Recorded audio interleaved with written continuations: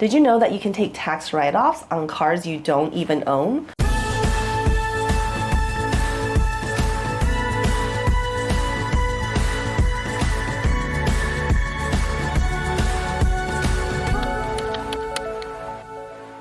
There are tax benefits to lease vehicles as well, and it's not just when you own a vehicle. Let's take a deep dive into how that works for those who are leasing cars that are used for your real estate business. First off, how is it possible that we're able to take a tax deduction on cars that we don't even own? Well, the first thing we have to understand is that in a leased car, if we use it for our real estate or our business, then there are parts of our lease payments that could be tax deductible. Okay, the key here is whether the car is used for your real estate activities. And if the answer is yes, then there are tax benefits to leasing a car, and those are not limited only to the cars that you own. So a common misconception is that because I don't own the car, I don't get to take any deductions, when the reality is, as long as you can prove that you are using your car for your real estate, the costs associated with a leased vehicle are still tax deductible. Now, here's another misconception though, is people tend to think that in order for me to write off my lease on my vehicle, that the lease has to be in the name of my business, like an LLC or S corporation.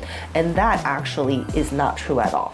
Even if you leased your car in your personal name, you could still potentially take a tax write-off on your lease expense, again, as long as the car is used for your real estate business. Now, conversely, just because you lease the car and the lease is in the name of your LLC or S corporation, that doesn't automatically mean you can write off 100% of it either.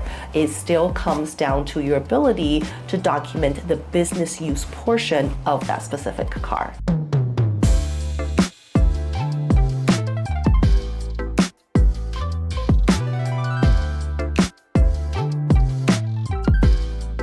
Another question we get a lot is, what if I have a couple of vehicles? What if I have two cars that I'm using for my business?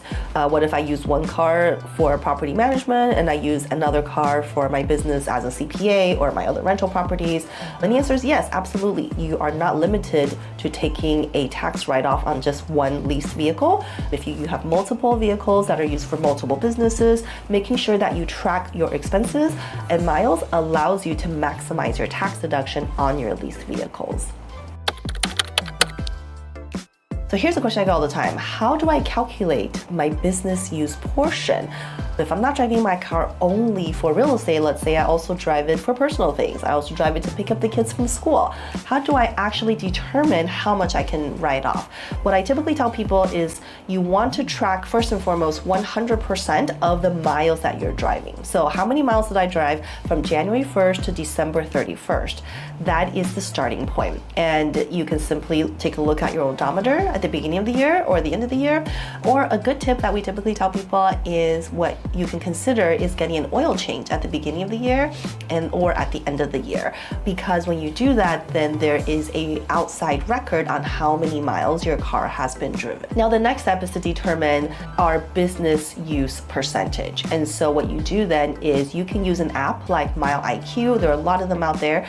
And what you do is you track the miles that you're driving for your real estate activities. A misconception people tend to think is driving for real estate is only me going from my home office to the property, and that's actually not true. There are a lot of driving that we do as real estate investors that go beyond just visiting the property. It could be you going to Home Depot to buy certain things that you're using for your rehab. You could be driving to meet with your real estate attorney or your real estate CPA, driving to meet with investors, bankers, or driving to look at other properties. So making sure you track those business miles is going to be key. And the reason for that is the higher the business miles, the higher your business deduction percentage. So for example, if I have a Toyota that I drove 10,000 miles total during the year, and when I look back through my records and I see that business-wise I drove 6,000 miles, well, that means my car is 60% business use. So if I have a car lease that's $500 a month, I can write off $300 of that as a business expense.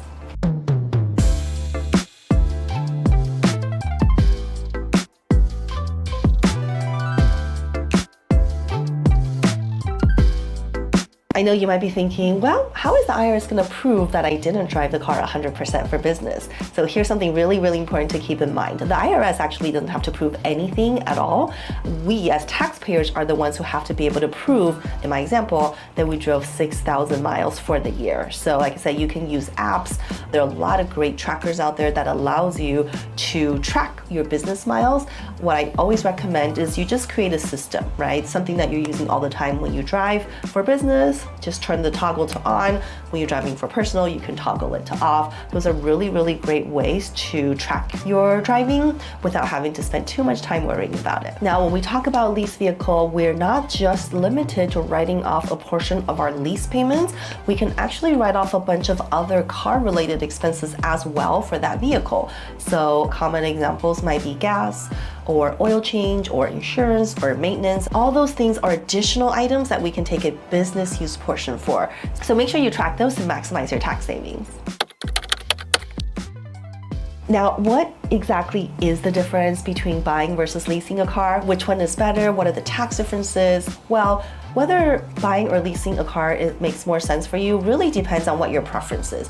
If you're someone who really likes a brand new car every couple of years, then maybe leasing is going to be a little bit better if the resale value of a purchase would be a lot lower than what you purchased it for. Now, if you're someone who likes to drive your car forever and ever and ever, ideally, driving it till you can't drive it anymore, then maybe purchasing a car might be better.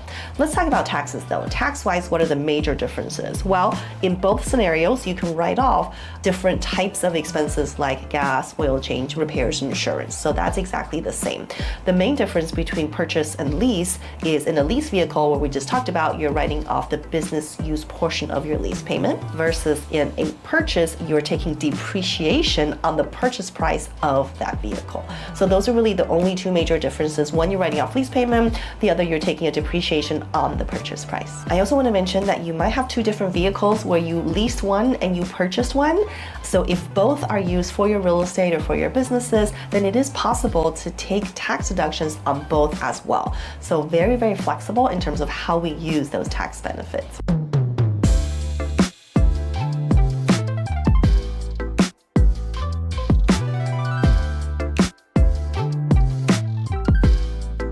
So there you have it. If you have a lease vehicle, make sure you track your expenses and maximize your write-offs, because you can benefit from it even though you don't own the car. If you like this video, please be sure to hit the like button and subscribe for more tax strategies.